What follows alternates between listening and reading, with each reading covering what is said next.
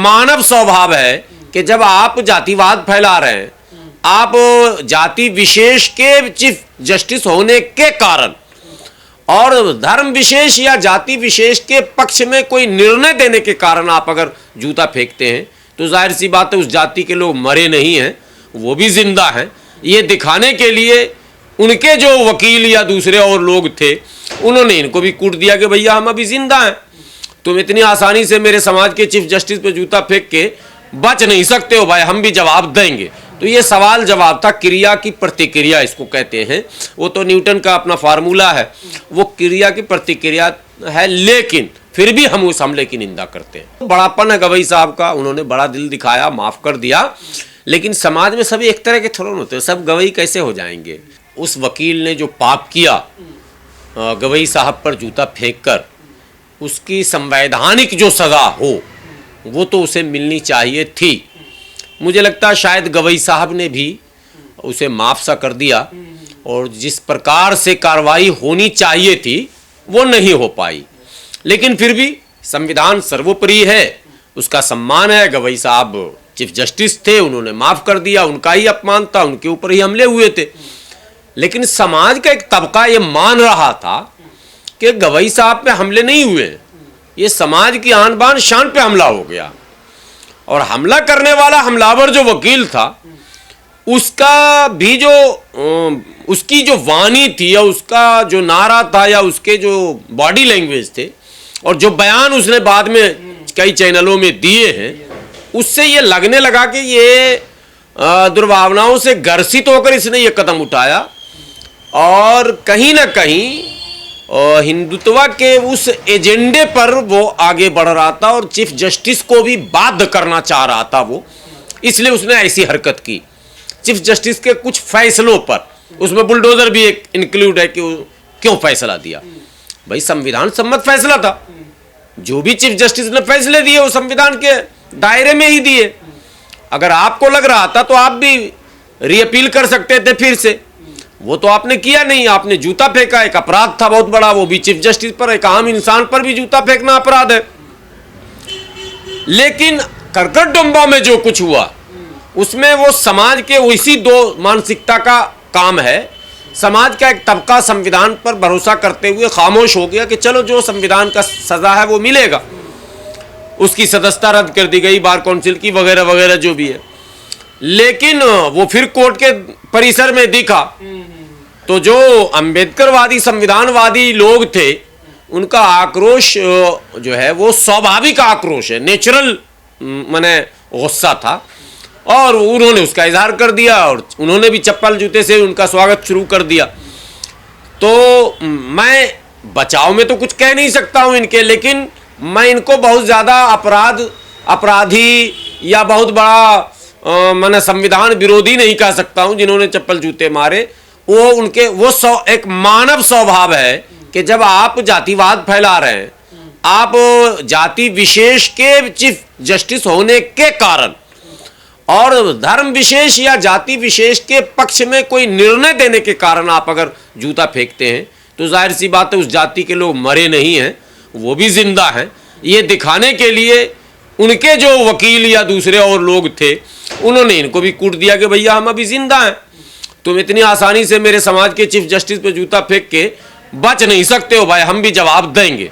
तो ये सवाल जवाब था, क्रिया की प्रतिक्रिया इसको कहते हैं।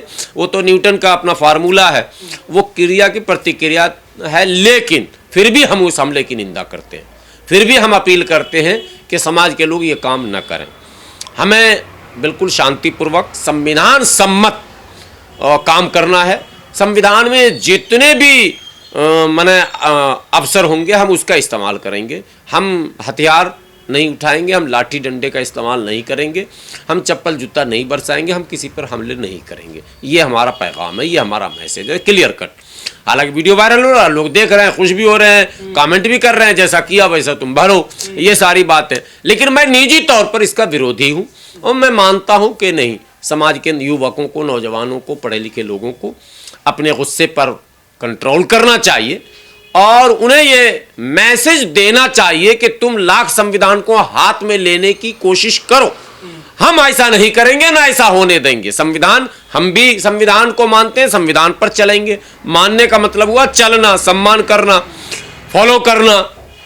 और जो लोग संविधान विरोधी हैं, इसी संविधान के दायरे में उनको घिसेट कर लाएंगे और कानून से सजा दिलवाएंगे। तो क्या अब दलित समाज भी जो है इसी तरह से प्रतिक्रिया करेगा, और क्या इससे क्या समाधान निकलेगा? क्या समाधान निकले ना निकले, एक संदेश, एक मैसेज समाज की तरफ से होता है। ये मैंने आपको बताया, ये स्वभाव है।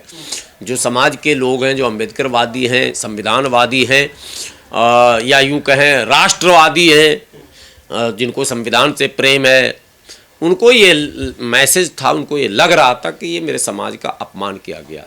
सो अचानक वो व्यक्ति जिसके द्वारा ये मैंने काम किया गया था वो सामने आ गया, तो जाहिर सी बात है दो चार ये होंगे ज़रूर। और इन्होंने देख लिया तो गुस्सा अचानक आया, इन्होंने हमला किया। आपने तो माफ कर दिया था ना? हाँ, तो समाज को देखिए, समाज नहीं माफ़ करता, तो बड़ापन है गवई साहब का, उन्होंने बड़ा दिल दिखाया, माफ़ कर दिया। लेकिन समाज में सभी एक तरह के थोड़े होते हैं, सब गवई कैसे हो जाएंगे? सब तरह के लोग हैं। तो एक तबका होता है, हर समाज में होता है ऐसा तबका जो प्रतिक्रिया के लिए तैयार रहता है और वो देता है। और मैं समझता हूँ सामाजिक दृष्टिकोण से, संवैधानिक दृष्टिकोण से तो बिल्कुल गलत है। सामाजिक दृष्टिकोण से ऐसे लोगों का समर्थन समाज के लोग कर देते हैं। एएनआई के एक पत्रकार ने सवाल पूछा था कि आपने सबसे पहले हिंसा की शुरुआत की, आपने गवई साहब पर जूता फेंका, तो वो कह रहे हैं कि गवई साहब ने जो है सनातन का अपमान किया था। वो तो पिटते वक्त भी वो वही नारा लगा रहा था, सनातन धर्म की जय हो। वो जो वीडियो उसके वायरल हो रहे हैं, तो वो पिट भी रहा तो सनातन धर्म का नाम ले ही रहा। तो वो उसका अपना सनातन प्रेम है या जो भी है। लेकिन ये तो मैं कह सकता हूँ कि समाज प्रेम नहीं है, संविधान प्रेम नहीं है। गवई साहब उस पद पर थे जो संविधान में न्यायपालिका का सर्वोच्च पद कहलाता है। न्यायपालिका में उससे बड़ा कोई पद नहीं है।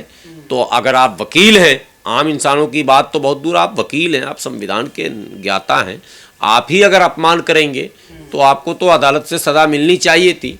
लेकिन आप आज़ाद घूम रहे थे तो समाज के लोगों का आक्रोश सामने आया। वो तो कह रहे थे कि भगवान ने मुझे सपने में आकर कहा था, इसलिए मुझसे ये कदम। देखिए, ये सब बकवास की बातें हैं। सब भगवान सपने में आके, एक हमारे चीफ जस्टिस महोदय रिटायर हुए थे, उनको भी कहा था कि बाबरी मस्जिद को राम मंदिर तुम ही बना सकते हो, बाकी तो कोई नहीं बना सकता। ये सब आता जाता रहता है। कुछ लोग, एक ट्रेंड है इस वक्त, ट्रेंड ये चला हुआ इस वक्त कि आप सनातन की बात करें, हिंदू बनकर, हिंदू हृदय सम्राट बनकर आएँ, मुस्लिम सिख ईसाई को अपशब्द कहें, दलितों को गाली दें और आप शासन सत्ता में हिस्सेदार बन जाएं। ये अभी इसलिए बहुत सारे लोग ना चाहकर भी इस तरह की हरकत कर रहे हैं।